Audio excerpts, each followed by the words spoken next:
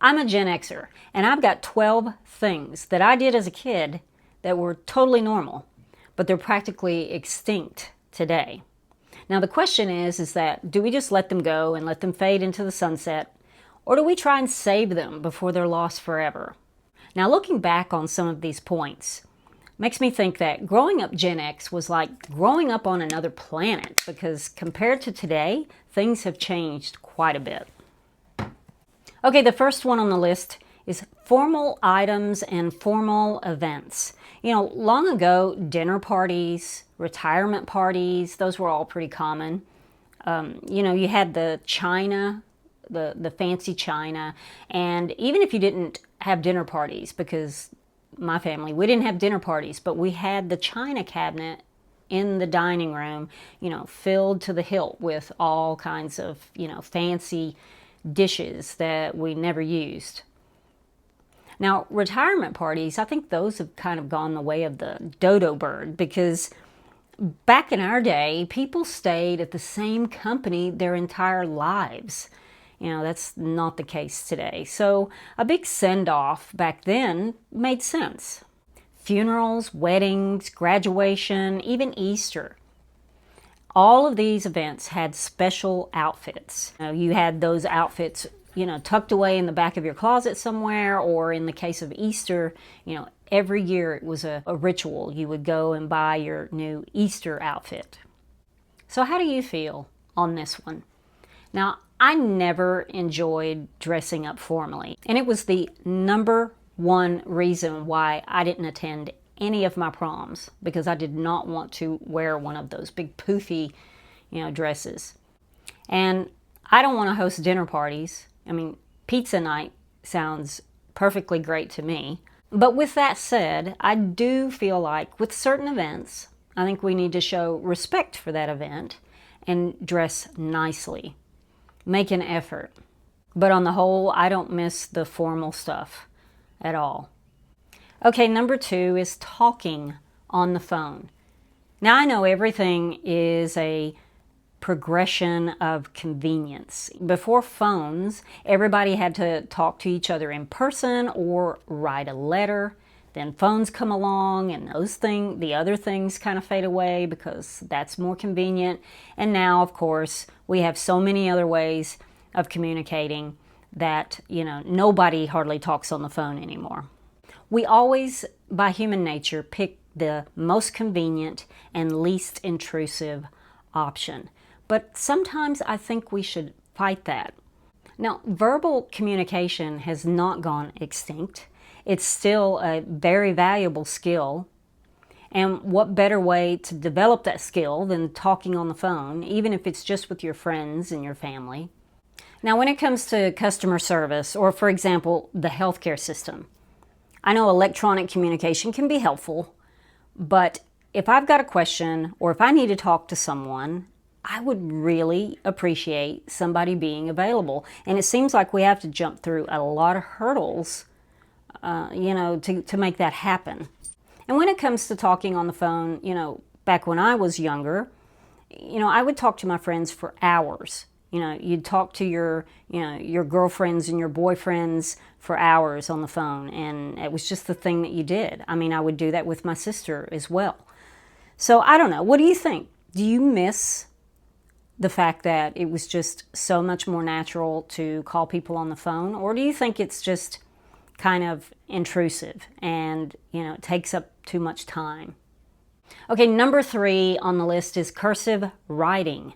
Now, I'm left-handed, so learning to write cursive was a bit of a challenge for me. There weren't any left-hand desks, no accommodations made for left-handers back in that day. But I eventually figured it out. But then I abandoned it in my 20s. I prefer printing, with my handwriting versus cursive. But, I'm torn on this one. It's useful for signing your name, but is that all it's useful for? Is to sign your name? And with that, do kids that don't learn cursive today, how do they sign their name? Somebody will have to tell me in the comments, because I don't have kids around me today to know that. Now, I think, too, cursive writing it was kind of a pain because reading other people's interpretation of writing in cursive, because everybody has their own writing styles, and it'd be hard to read, people's handwriting when they'd write in cursive. So I don't know. I think I don't miss this one because, like I said, I abandoned it a long time ago. Okay, number 4 is dressing up for flights and plane travel. I remember back when I was a kid, my aunts that lived in Chicago would come in to visit, and they'd all arrive, get off the plane in dresses, nice dresses. They didn't wear dresses in everyday life, so it was something special that they would wear just on the plane. And the thing is that everybody else dressed nice as well. Now let's fast forward to today.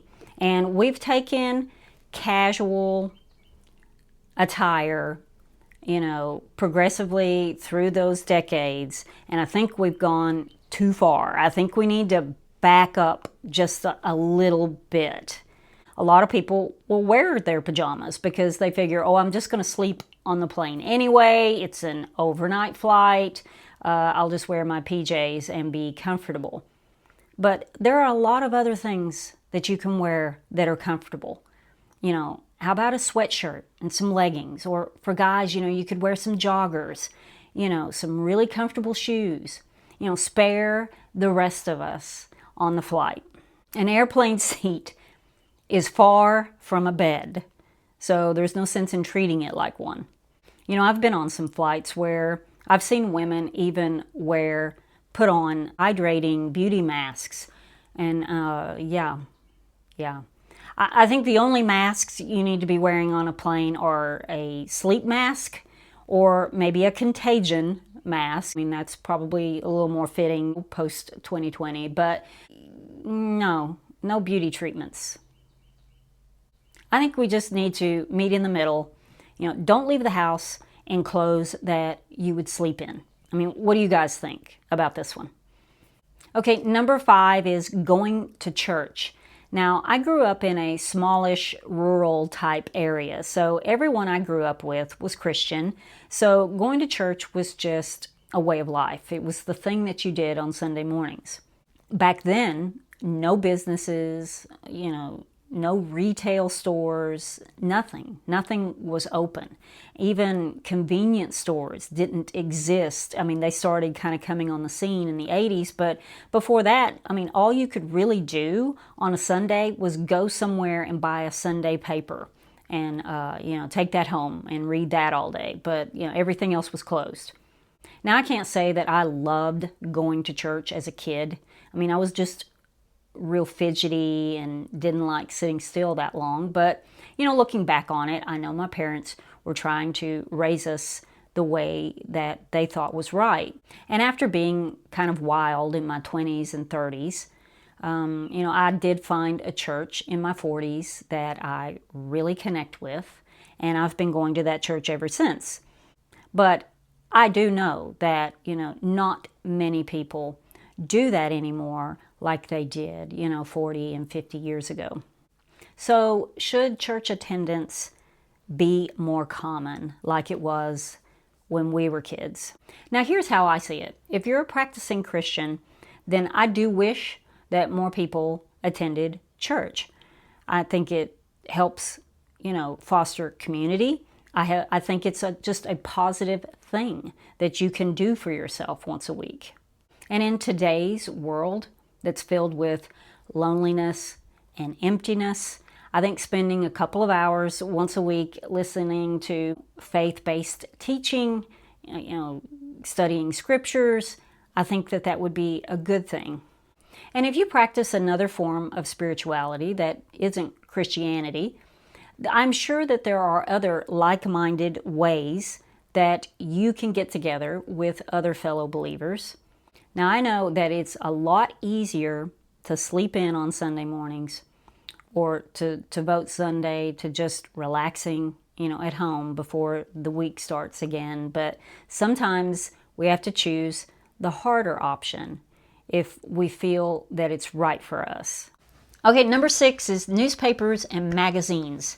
Now, I must be a true Gen Xer because I subscribed to a magazine a couple of months ago, one that literally comes in the mail. Wait, I'm going to show you. It's like this retro magazine, of course. It's got 60s, 70s, 80s. I don't know how well you can see that, but it's called Remind. But wait, I've got a much better cover than this one. Wait for it. Whoops. Wonder Woman! It was my favorite show growing up. It was probably yours too, because it was hugely popular. But anyway, the only reason I got this magazine is I thought it would have great material to share with you guys. But I was never a newspaper person. I liked maybe doing the crossword puzzle, looking at the Sunday comics or something like that, you know. But I don't miss it. I mean, how about you guys? You know, how do you feel about it? You know, I loved magazines when I was younger. I did the Teen Beat, Tiger Beat, the Rolling Stone, Cosmo, Vogue. I even liked those rag mags, you know, the National Enquirer and all of those. They were great. So, but they served their time in the particular era that they were big in, and we're done. We've moved on. Now we have our phones, which have everything in them. You know, the news, the crossword puzzles, the gossip from all the celebrities. I mean, we got it all right there, so no need to go back to that. Now, before I get to the second half of my list, I just wanted to ask a quick favor. Now, if you're enjoying this trip down memory lane and you enjoy all things Gen X, then I would love for you to subscribe to my channel. Now, I post 2 videos every week, and while not every video may be your thing, I promise if you stick around, there will be plenty to inform and entertain. I thank you and I appreciate you. Okay, number 7 is Thanksgiving dinners at home. Now, if you want to eat at a restaurant for Thanksgiving today, I mean, not literally today because it's not Thanksgiving, but in the current day we're in, then get ready for long wait times, huge crowds, because it's definitely a thing now. But call me old-fashioned because I still prefer doing it the old traditional way of just staying at home and cooking. Now, we did the Cracker Barrel thing, you know, years back, you know, for a few years, and it was always underwhelming with huge crowds. There were no leftovers. So I'm like, nah, I'd rather just do it at home. And there were many years, it was just me and my mom. I mean, you know, you don't even have to have a huge crowd. You just work with what you have. But I'm from the South. I love Southern cooking. My cholesterol probably reflects that a little bit. But I like making all the fixings, you know, and having the leftovers. To me, there are only 2 acceptable reasons for leaving the house on Thanksgiving Day. And one is maybe you've got to go to someone else's house to eat. That's cool. Or 2, you've got to run to the grocery store and pick up an extra can of cranberry sauce. But what are your thoughts on this? I mean, how do you feel? I mean, I get it. You know, there are a lot of restaurants now to choose from, not just Cracker Barrel. But I'm still going to do it the old-fashioned way. What are your least favorite traditional Thanksgiving foods? Mine would be turkey and sweet potato casserole. You're not going to find either one of those on my plate. But give me ham and mashed potatoes and that canned cranberry sauce, and I'm happy. Okay, number 8, writing checks. Writing checks. Oh my gosh. When I was thinking about this, you know, while I was preparing for this video, I was just thinking about all the checks that we wrote as Gen Xers. I mean, I know you did too. I mean, we wrote them for everything. I mean, that's how you paid for everything. You go to the grocery store, you write a check. You go to Kmart, you write a check. You owe one of your friends some money or a family member, you wrote them a check. I mean, talk about a high maintenance way of paying for things. Oh my gosh. I mean, first there's the bounced check fees, which were awful. I don't even remember. I guess they were around $20. Back in those days, I was running on fumes anyway, paycheck to paycheck. That was probably pretty good. A lot of times I ran out of money before the next paycheck. But you bounce one check, and that inevitably meant you'd probably bounce 3 or 4 more because you wrote so many checks in those days. They were constantly, going in. And the only way to straighten the whole mess out was to go to the bank, go inside and talk to someone in person, to get the whole thing straightened out again. And women, you remember the big, fat, chunky, long wallets that we carried? I mean, they were in style, so, but now, oh my gosh, the wallet itself weighed probably 3 or 4 pounds. You had to have the big purse to put the wallet in. But you had to have the big, long, fat wallet because you had to put your checkbook in there. And not just the checkbook, but also the check register. And, speaking of the check register, okay, let's just paint a scenario here. You're at the grocery store and you're checking out with all your, $100, your full cartload of stuff. You got a line of people behind you. You've got to take the time to write out that check. And there were so many lines you had to fill out, the name, the date, all this stuff. And they didn't care. They were going to write a check too. So the people behind you, they understood. But you had to write all that out, and then, you hand them the check, but then you weren't done. You had to put it in the check register. God forbid that you should forget to put it in the check register, because then your whole thing was messed up for who knows how long, because you had to wait for the statement to come in the mail, or you had to call the bank and talk to someone to find out, make some kind of semblance of your account again. But I guess you can gather from this description that I don't miss checks at all. Who does?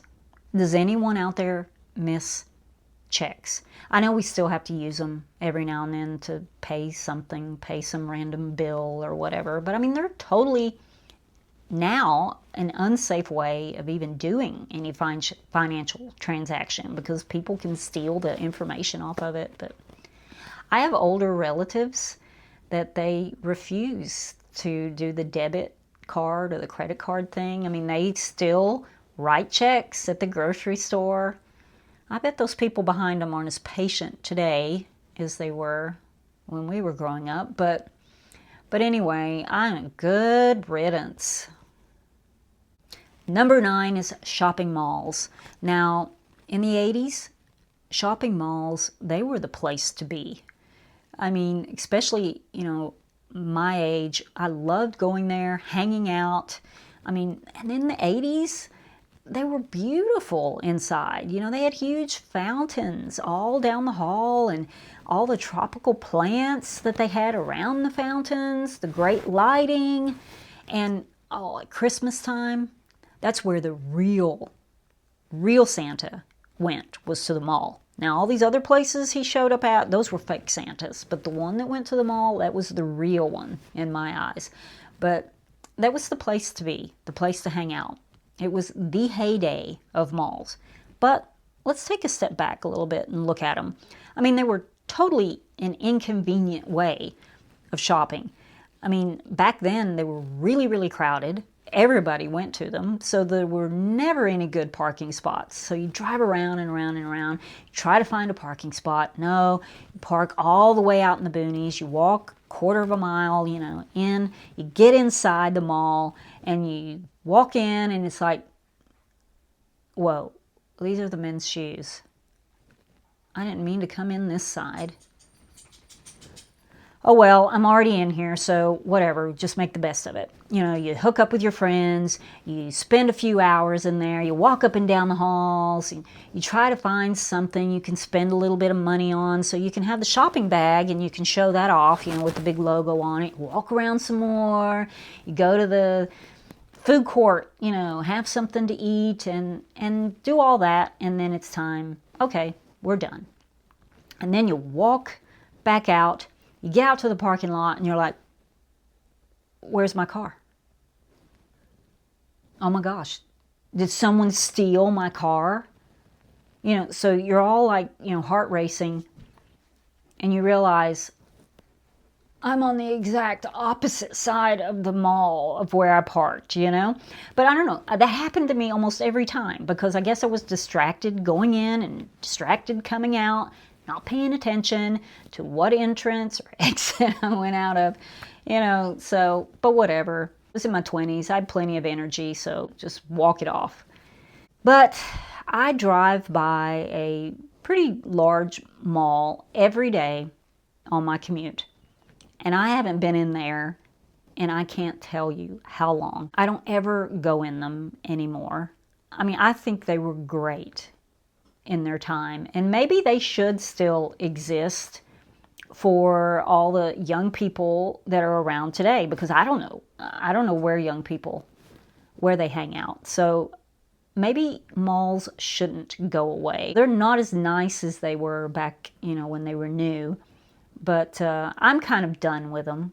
I don't see the need. I have friends that still go to them because they like the name brands or whatever. But how about you? Okay, number 10 is physical maps. Maps were great for planning, and they were interesting to look at. And as a kid, they were kind of fun to follow along. You'd see the exit and you'd match it up on the map. But they were highly inconvenient to use in real time, especially if you were kind of lost. You never wanted to see your designated, map reader looking at it with furrowed brow, concentrating and flipping it around and turning it around. You knew you were in trouble then. But, I mean, who can argue that GPS, especially with turn-by-turn directions, who can argue that that isn't better than maps? Now, one thing I do miss, and that's atlases, the big atlas that you'd have that had all the states in it and a few other things. Those I loved. I would just flip through those and dream about all the trips I was going to take. And if I was doing a lot of road trips, I would probably still own an atlas, and probably a lot of the physical maps too. Nobody has them. I used to have them in my car at all times, when I was younger. But that's a thing of the past. Okay, number 11 on the list is smoking everywhere. I mean, when I was growing up, all of the men that I knew smoked. My dad, my granddads, my uncles, my older cousins. But I mean, there were plenty of women that smoked as well. And unfortunately, at 17, I picked up the habit myself. Now, I remember as a kid, one particular time, we were all riding in the car. My grandpa was driving. He was smoking a cigarette. All the windows were rolled up. Nobody even, maybe he cracked his window to flip the ashes out. I don't know. But nobody said anything. I mean, can you imagine how full that car was with smoke? It was just a thing back then. I remember seeing people standing in line at the grocery store, writing out those checks with a cigarette, hanging out of their mouth. I mean, nobody said anything. You just smoked everywhere. You could smoke in the mall, walking up and down those halls. You could be smoking, and they had ashtrays everywhere. I went to Vegas. Now it's been almost 20 years now, but I mean, we're in the 2000s. I went to Vegas, and people were smoking on the elevators, there. They had ashtrays in the elevators. And the airport there in Vegas, they had a smoking section, and it was an actual, right in the middle of the airport, it was an actual glass enclosure. It was totally made of glass. It was filled with slot machines, and that's where they corralled everyone that wanted to smoke. I have no idea why it was made out of glass, because of course it just looked like this big cloud, of smoke in there. Weird, right? Now, of course, this one is good to go away. I know there are still people that smoke. I mean, there are plenty of people that still smoke, and I know it's very difficult for them to do that in public now. But it's very good that all of us are not subjected to all the secondhand smoke that we were back then, because people could smoke everywhere. I mean, the restaurants, even if it was a smoking section, that just meant that it was probably the next table over, you know, where the smoking section began. So, yeah, I mean, flights, you could smoke on, you know, airplanes. So, yeah, that one to me seems pretty crazy that we were allowed to do that. Okay, number 12 is showing up unannounced at someone's house.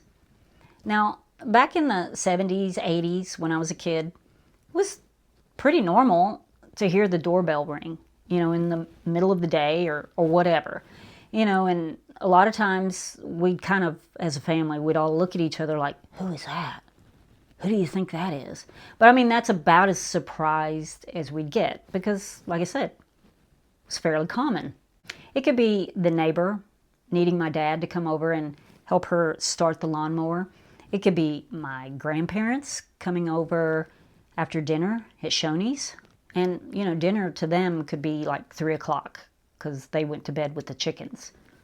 Could be the kids all over the street, all over the block wanting me and my sister to come out to play. Could be the Avon lady or the home interior. Remember that? Home interior, all that gold, brassy looking stuff. Could be one of those coming over to woo my mom with all the, you know, latest wares. The only time we weren't allowed to answer the door was for the guy that was selling the vacuum cleaners. We were always told if you see it's him, turn the TV off, turn off the lights, and just be real quiet for a minute. They'll go away. But everything else, like I said, it was pretty common. I'm sure it was that way probably with your house too. They didn't call to tell you they were on their way. And a lot of times it did kind of happen at inconvenient times. But, you know, no one got mad about it. It was just the way it was. Yeah, it's not really a thing to do anymore. I mean, now you have no excuse not to at least inform someone that you're coming over. We've got, you know, phones in our pockets. We can text, whatever. But, I mean, people just don't even go to people's houses like they used to. Now, some people even think that calling someone unannounced is rude. Today, you know, if I hear someone ring the doorbell today, I automatically think it's somebody selling something, or I'm not answering it because I know my friends or anybody I know wouldn't just come unannounced because that's just not a thing to do anymore. So what do you think of this list? I know you've got opinions about some of these things, so be sure to leave them in the comments. I'd love to hear about them. And I'm sure I totally forgot something, you know, so let me know that as well. But as Gen Xers, we are the most adaptable generation ever on this planet. So we've seen and we've experienced a lot of change. And I'm going to link another video right here that will definitely scratch that nostalgia itch, and that's Gen X kids versus kids today. So check that out. And don't forget to subscribe. I really hope you have a great week, and I will see you in the next video. Bye.